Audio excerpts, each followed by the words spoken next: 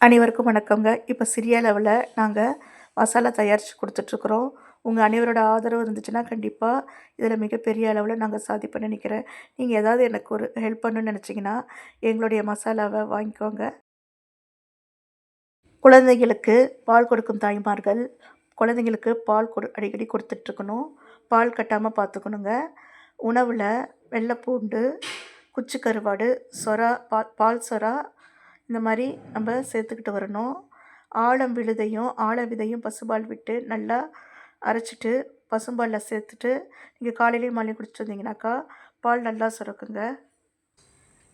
Omelette பப்பியாக வேணுங்களா?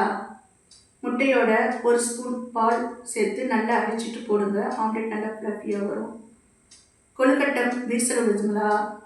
கொழுக்கட்டை மாவில் ஒரு கரண்டி பால் சேர்த்து பிசைஞ்சு செய்யுங்க. கொழுக்கட்டையில் விரிசல் வராது. பொரியலில் உப்பு அதிகமாகிடுச்சிங்களா? கவலைப்படாதீங்க. 2 டீஸ்பூன் பொட்டுக்கடலையை நல்லா பவுடராக அரைச்சிட்டு பொரியலில் சேர்த்துருங்க. உப்பு இருக்கிற சுவடே தெரியாது. நன்றி, வணக்கம்.